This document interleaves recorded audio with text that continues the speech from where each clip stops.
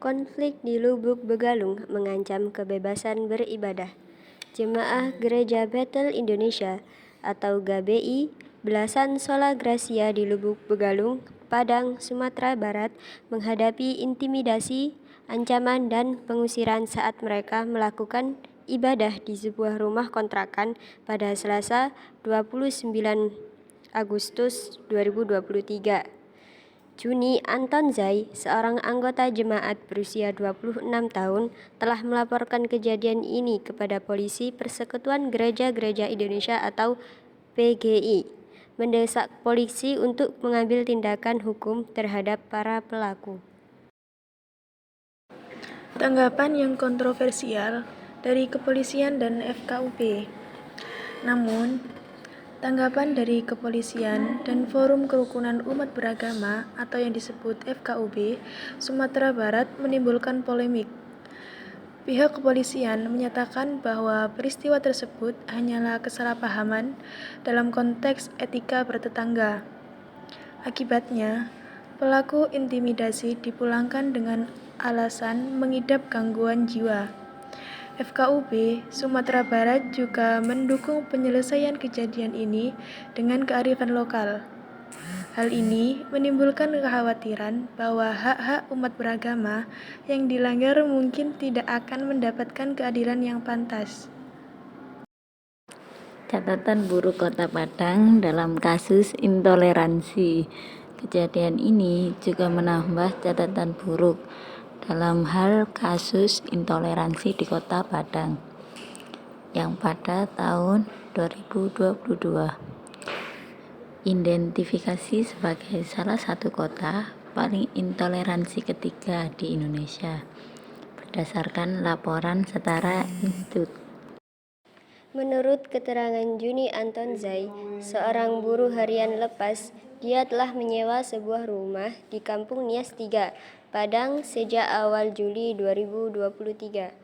Pada tanggal 29 Agustus, Juni menjadi tuan rumah ibadah kebaktian jemaat GBI Sola Gracia. Kebaktian yang diikuti oleh sekitar 15 jemaat GBI dimulai sekitar pukul 8:10 waktu Indonesia Barat. Mereka tengah bernyanyi dan berdoa ketika seseorang perempuan yang tinggal di belakang rumah kontrakan mendatangi mereka. Menurut Juni, perempuan yang disebut dengan inisial L berteriak dan bertanya mengapa ibadah dilaksanakan. L menyatakan bahwa dia merasa terganggu. Kemudian L datang bersama suaminya dan dua adiknya yang dikenal sebagai D dan N. Juni mencoba berbicara dengan baik kepada mereka, mengklarifikasi tujuan ibadah mereka. Namun, para pelaku menolak dialog dan mengancam para jamaat.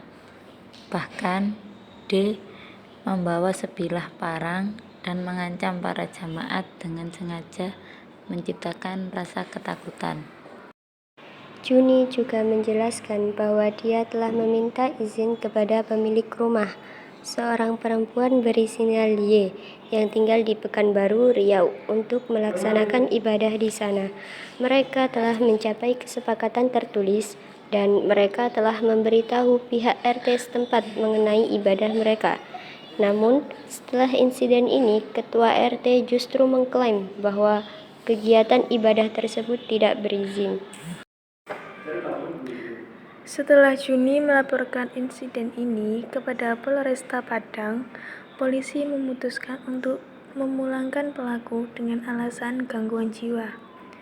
Humas Polres Padang, Ibta Yanti Delvina, menyebut bahwa insiden ini adalah kesalahpahaman antara pelapor dan terlapor, dan bahaya pelaku mengidap gangguan jiwa.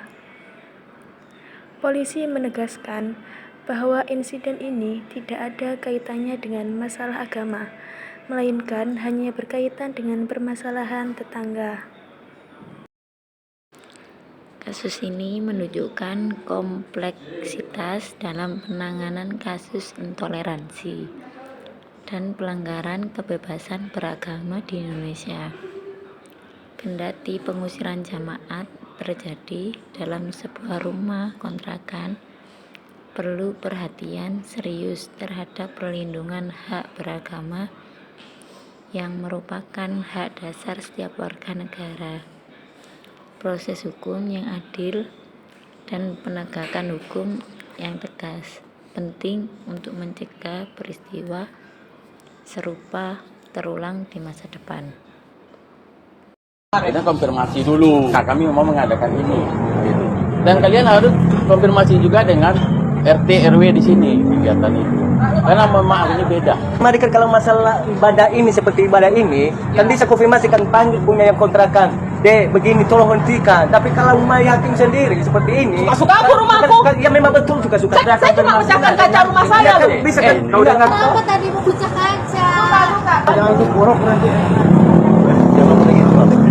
Borok nanti banyak jangan kau letak. Saya nggak mau ibadah, mau nggak? Borok kau nanti. Borok nanti. Apa emang? Siapa yang bilang nggak boleh saya pegang? Siapa yang bilang nggak boleh? Borok kalian nanti semua sini. Sabar. Apa? Ini. Tidak kenapa masa nanti semua panuran kau? Sepangnya masa panuran ini mampus kalian semua. Kau.